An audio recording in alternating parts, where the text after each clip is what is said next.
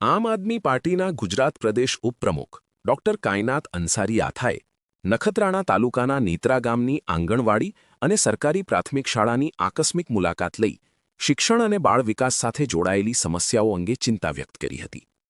મુલાકાત દરમિયાન જાણવા મળ્યું કે ફૂલવાડી વિસ્તારમાં આવેલી આંગણવાડીનું જૂનું મકાન તોડી પાડ્યા બાદ છેલ્લા 2 વર્ષથી આંગણવાડી ભાડાના મકાનમાં ચાલી રહી છે.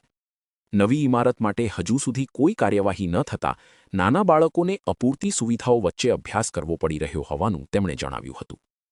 સરકારી પ્રાથમિક કુમાર શાળાની મુલાકાત દરમિયાન શાળાના રિનોવેશનનું કામ લાંબા સમયથી અધૂરું હોવાનું સામે આવ્યું હતું. તેના કારણે કુમાર શાળાના વિદ્યાર્થીઓને કન્યા શાળામાં 2 પાળીમાં અભ્યાસ કરવો પડી રહ્યો છે, જેના કારણે અભ્યાસના કલાકોમાં ઘટાડો થઈ રહ્યો હોવાનું જણાવાયું હતું. ડોક્ટર કાયનાતે દાવો કર્યો હતો કે ધોરણ 6ના કેટલાક વિદ્યાર્થીઓને અંગ્રેજીના મૂળભૂત અક્ષરો પણ યોગ્ય રીતે આવડતા નથી, જે સરકારી શિક્ષણની ગુણવત્તા અંગે ગંભીર પ્રશ્નો ઊભા કરે છે.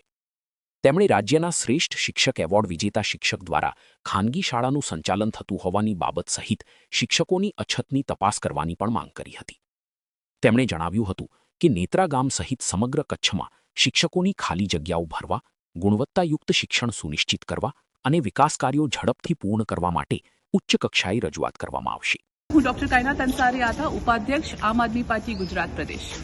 આજે હું નેત્રા ગામમાં પ્રાથમિક શાળા જે છે એમના મુલાકાતે આવી હતી અને અહીંયા આવીને મને જાણવા મળ્યું છે કે કુમાર શાળા જે કન્યા શાળા પછી બની છે એનો રેનોવેશન થાય છે.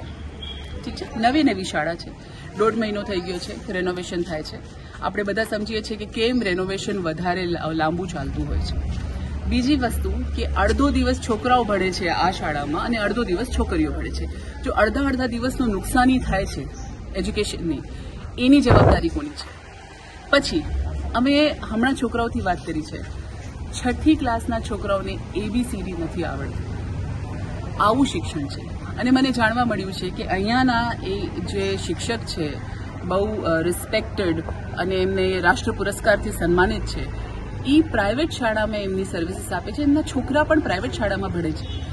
એનું મતલબ એ છે કે એ લોકોને ખબર છે કેવી લેવલનું શિક્ષણ એ લોકો અહીંયા આપે છે. અને આનાથી એક બહુ મહત્વપૂર્ણ સવાલ છે કે જે ગરીબ છે, જે પ્રાઇવેટ નથી એફોર્ડ કરી શકતા, જે નખત્રાણામાં સ્ટુડન્ટ્સને નથી મોકલી શકતા, જો ગરીબ છે એના છોકરાઓ માટે શિક્ષણ નથી, તો આ સરકારી સ્કૂલોનો ઢકોસલો બંધ કરી દેવું જોઈએ સરકારે. કેમ આ ઢકોસલા કરે છે? અહીંયા જે શિક્ષકોની ઘટ છે, પોતે પ્રિન્સિપલ મેડમ કહે છે કે શિક્ષકોની બહુ ઘટ છે.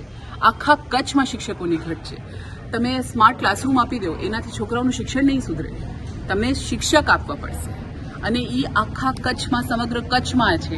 આમ આદમી પાર્ટીએ અભિયાન હાથ ધર્યું છે કે અમે શિક્ષણ વ્યવસ્થાનું આખા કચ્છમાં સંકલન કરશું અને સરકારને રજૂઆત કરશું અને આ વ્યવસ્થાઓ પૂરી પાડી દેવી પડશે. એ અમારી રજૂઆત છે.